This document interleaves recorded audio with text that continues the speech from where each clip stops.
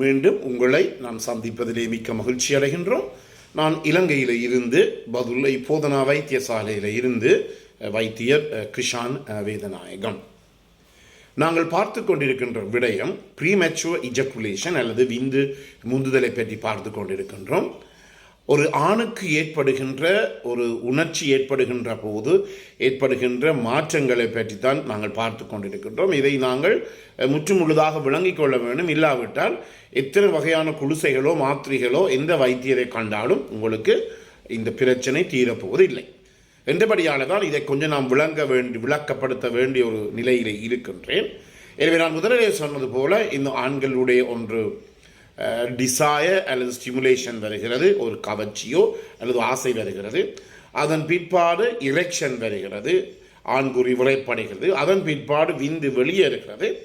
அதன் பிற்பாடு ஆர்காசம் எனப்படுகின்ற இந்த உச்சக்கட்டம் ஏற்படுகிறது.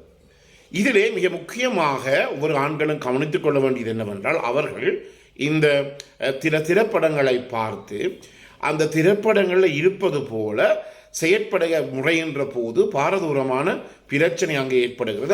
அந்த இடத்திலே குடும்பத்திலே பாரதூரமான பிளவுகள் கூட ஏற்பட்டு இருக்கின்றது. முக்கியமாக ஒவ்வொரு முறையும் ஒரு ஆணுக்கு விந்து வெளியேறின பிற்பாடு ஒரு ரிஃப்ராக்டரி பீரியட் என்று சொல்லுவோம். அதாவது அதன் பிற்பாடு விந்து வெளியேறின பிற்பாடு உடனடியாக ஆண்குறியினுடைய விரைப்புத்தன்மை குறைவடையும். அதன் பிற்பாடு இந்த ஆண்களுக்கு ஏற்படுகின்ற இந்த உணர்ச்சி கூட நன்றாக குறைந்துவிடும். அவ்வாறு குறைந்தவுடன் மீண்டும் 1 நிமிஷம் 2 நிமிஷத்துக்கு இடையிலே அந்த விரைப்புத்தன்மையை எடுக்க முடியாது. ஆனால் திரைப்படங்களில் என்ன காட்டப்படுகிறது என்றால், மிகவும் நெருக்கமாக இந்த விரைப்புத்தன்மை ஏற்பட்டு அதன் மூலம் ஒரு பெண்ணுடன் தொடர்பு வைத்துக் கொள்கின்ற படங்களைத்தான் எங்கள் பல பேர் நாங்கள் பார்த்து கொண்டு இருக்கின்றோம்.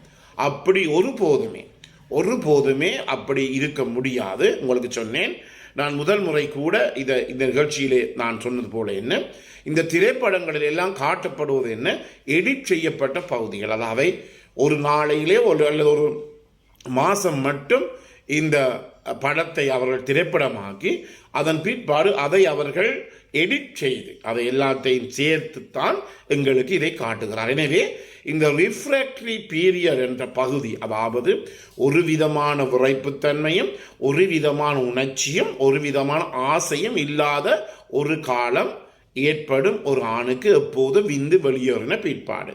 இது அனைவருமே ஏற்றுக்கொள்ள வேண்டும். எனவே பல பேர் சொல்லுவார்கள், என்னுடன் தொலைபேசியின் மூலம் அழைத்து ஒரு முறை மனைவியுடன் தொடர்பு கொண்ட பிற்பாடு மீண்டும் என்னுடைய ஆண்குறி விரைப்படையவில்லை. எனவே இதுதான் இந்த பிரச்சனை. என்ன, இது இந்த படங்களை பார்த்து தவறாக அவர்கள் விளங்கி கொண்டிருக்கின்றார்கள் எங்களுடைய உடற்தொழியலை அல்லது எங்களுடைய பிசியாலஜியை. எனவே இந்த ரிஃப்ராக்டரி காலம் அதுவும் கேட்கிறார்கள் எவ்வளவு நேரம் என்று. உண்மையாக அது ஒருவருடைய உடற்திறனையும் அவருடைய வயசையும் அவருக்கு இருக்கின்ற நோய்களையும் பொறுத்துத்தான் அது இருக்கின்றது.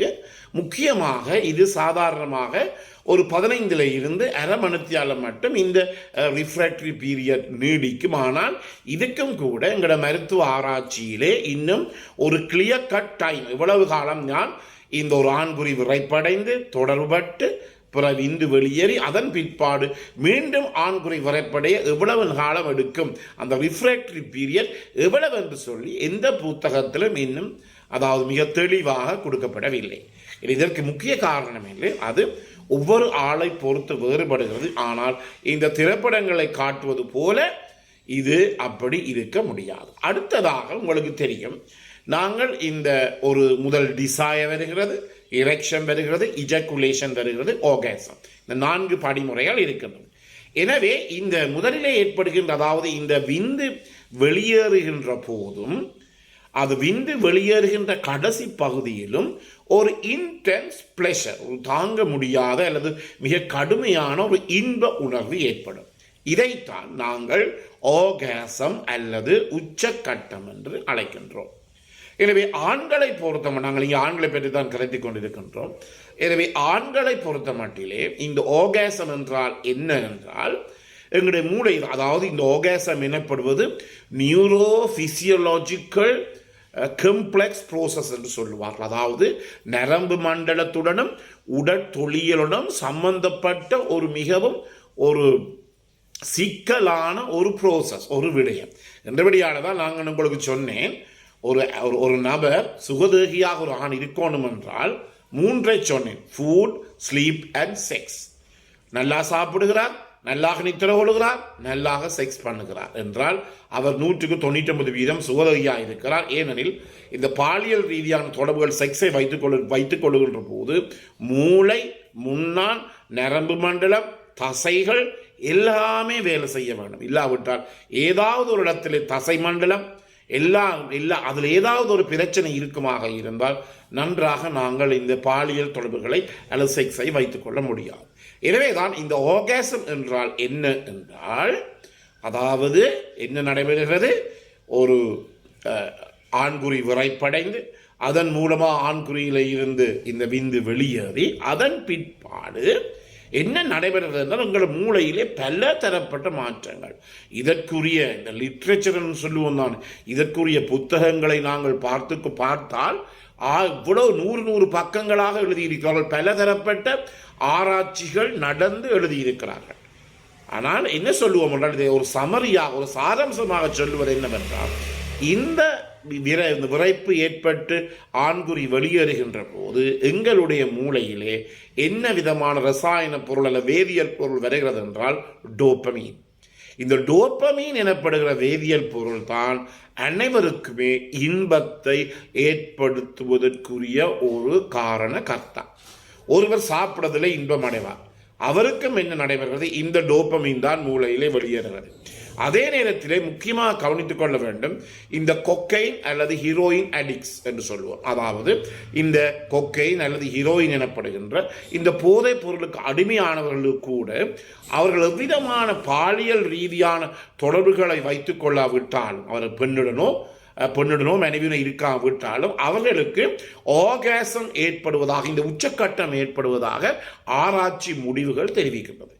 இதில் இருந்து நாங்கள் என்ன யோசிக்கிறோம் என்றால், இந்த ஆர்காசம் எப்படி ஏற்படுகிறது, இந்த டோப்பமீன் எனப்படுகிற இந்த ரசாயன பொருள், வேதியியல் பொருள் மூளையிலே வெளியேறுகின்ற போதுதான் இந்த டோப்பமீன் எனப்படுகின்ற இந்த ரசாயன பொருள் வெளியேற இந்த உச்சக்கட்டம் ஏற்படுகிறது.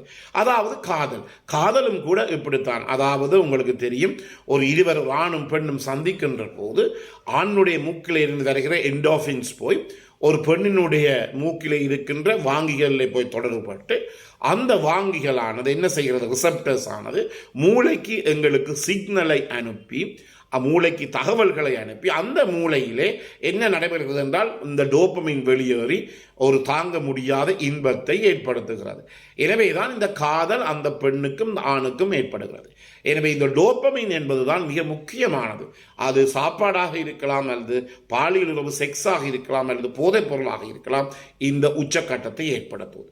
எனவே இந்த உச்சக்கட்டம் ஏற்படுகின்ற போது முழு உடலுமே மிகவும் துல்லியமாகவும் ஒரு சிக்கலான முறையிலும் தொழிற்படுகிற போதுதான் இந்த உச்சக்கட்டம் ஒழுங்காக இருக்கும்.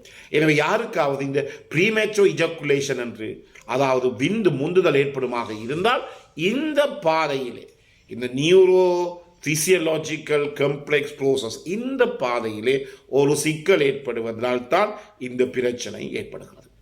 எனவே நேயர்களே, இந்த நிகழ்ச்சி உங்களுக்கு பிடித்திருந்தால் இதை லைக் பண்ணுங்கள், ஷேர் பண்ணுங்கள், மற்றவர்கள் அறிமுகப்படுத்துங்கள். அதே நேரத்தில் பெல் சாயினை மணிசின்னத்தை அமர்த்தி சப்ஸ்கிரைப் பண்ணுங்கள். மேலே தகவல் தேவையாக இருந்தால் 0094 777 35 62 45 மூலம் தொடர்பு கொள்ள முடியும்.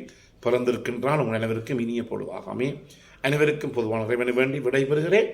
நன்றி.